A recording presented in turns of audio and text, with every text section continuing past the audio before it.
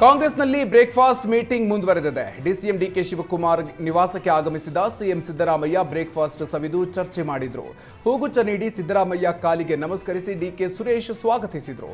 ಸಿಎಂಗಾಗಿ ವಿಶೇಷವಾಗಿ ತಯಾರಿಸಿದ್ದ ಇಡ್ಲಿ ಹಾಗೂ ನಾಟಿ ಕೋಳಿ ಸಾರು ಸವಿದ ಸಿದ್ದರಾಮಯ್ಯ ಡಿಕೆ ಶಿವಕುಮಾರ್ ಮನೆಯನ್ನ ಸುತ್ತಾಡಿ ಕೆಲಕಾಲ ವೀಕ್ಷಿಸಿದ್ರು. ಈ ವೇಳೆ ಮಾಜಿ ಸಂಸದ ಡಿಕೆ ಸುರೇಶ್ ಹಾಗೂ ಕುಣಿಗಲ್ ರಂಗನಾಥ್ ಇಬ್ಬರು ಕೂಡ ಸಾಥ್ ನೀಡಿದ್ರು. ಈ ವೇಳೆ ಸಿಎಂ ಡಿಸಿಎಂ ಇಬ್ಬರು ಒಂದೇ ಬ್ರ್ಯಾಂಡ್ನ ವಾಚ್ ಕಟ್ಟಿ ಒಗ್ಗಟ್ಟನ್ನು ಪ್ರದರ್ಶಿಸಿದ್ದು ವಿಶೇಷವಾಗಿತ್ತು. ಇದೇ ವೇಳೆ ಮಾತನಾಡಿ ಸಿಎಂ ಸಿದ್ದರಾಮಯ್ಯ ಹಳ್ಳಿಯಿಂದ ನಾಟಿ ಕೋಳಿ ತರಿಸುವಂತೆ ಡಿಕೆಶಿಗೆ ಹೇಳಿದ್ದೆ.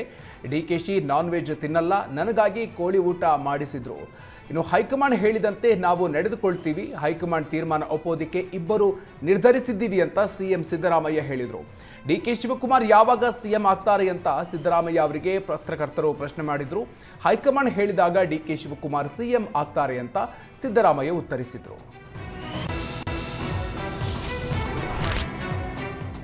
ಡಿಸಿಎಂ ಡಿಕೆ ಶಿವಕುಮಾರ್ ನಿವಾಸದಲ್ಲಿ ಸಿಎಂ ಬ್ರೇಕ್ಫಾಸ್ಟ್ ಮಾಡಿ ಒಗ್ಗಟ್ಟಿನ ಸಂದೇಶ ಸಾರಿದ್ರು. ಇದೇ ವೇಳೆ ಮಾತನಾಡಿದ ಡಿಸಿಎಂ ಡಿಕೆ ಶಿವಕುಮಾರ್, ನಮ್ಮಿಬ್ಬರ ಮಧ್ಯೆ ಯಾವುದೇ ಭಿನ್ನಾಭಿಪ್ರಾಯಗಳಿಲ್ಲ ಅಂತ ಹೇಳಿದ್ರು. ಹೈಕಮಾಂಡ್ ನಿರ್ಧಾರವನ್ನ ನಾವು ಒಪ್ಪಿಕೊಳ್ತೀವಿ ಅಂತ ಡಿಕೆ ಶಿವಕುಮಾರ್ ಹೇಳಿದ್ರು.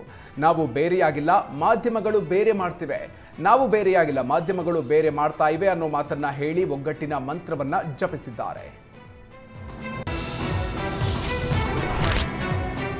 ಸಿಎಂ ಡಿಸಿಎಂ ನಡುವಿನ ಬ್ರೇಕ್ಫಾಸ್ಟ್ಗೆ ಬಿಜೆಪಿಯ ಸಿಟಿ ರವಿ ವ್ಯಂಗ್ಯವಾಡಿದ್ದಾರೆ. ರೈತರು ನೌಕರರ ಆತ್ಮಹತ್ಯೆ ಬಗ್ಗೆ ರಾಜ್ಯದಲ್ಲಿ ಚರ್ಚೆ ಆಗ್ತಾ ಇಲ್ಲ, ಸಿಎಂ ಡಿಸಿಎಂ ಅವರು ತಿಂಡಿ ತಿನ್ನೋದೇ ಈಗ ಚರ್ಚೆ ಆಗ್ತಾ ಇದೆ ಅಂತ ಸಿಟಿ ರವಿ ಕಿಡಿಕಾರಿದ್ದಾರೆ.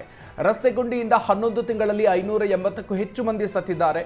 ಇದು ಸರ್ಕಾರಿ ನಿರ್ಲಕ್ಷ್ಯದ ಕೊಲೆ, ಇದು ಚರ್ಚೆ ಆಗಬೇಕಾಗಿರೋದು. ದುರ್ದೈವ ಅಂದ್ರೆ ಸಿಎಂ ಡಿಸಿಎಂ ತಿಂಡಿ ತಿನ್ನೋದು ಚರ್ಚೆ ಆಗ್ತಾ ಇದೆ ಅಂತ ಸಿಟಿ ರವಿ ಆಕ್ರೋಶ ವ್ಯಕ್ತಪಡಿಸಿದ್ದಾರೆ.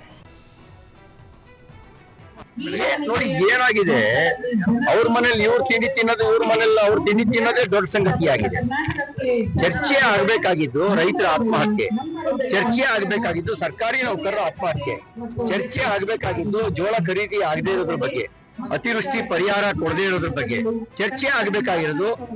ಈ ವರ್ಷದಲ್ಲಿ 11 ತಿಂಗಳಲ್ಲಿ ಗುಂಡಿಯ ಕಾರಣಕ್ಕೇನೆ 580 ಜನರಿಗೂ ಹೆಚ್ಚು ಜನ ನಿಧನ ಹೊಂದಿರೋದು. ಅವರಿಗೆ ಸರ್ಕಾರಿ ನಿರ್ಲಕ್ಷ್ಯದ ಕೊಲೆ, ಇದು ಚರ್ಚೆ ಆಗ್ಬೇಕಿತ್ತು.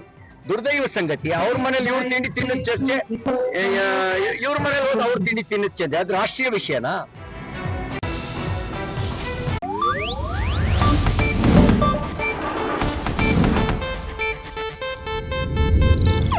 ಇದು ಏಷ್ಯಾನೆಟ್ ನ್ಯೂಸ್ ನೆಟ್ವರ್ಕ್ ಪ್ರಸ್ತುತಿ.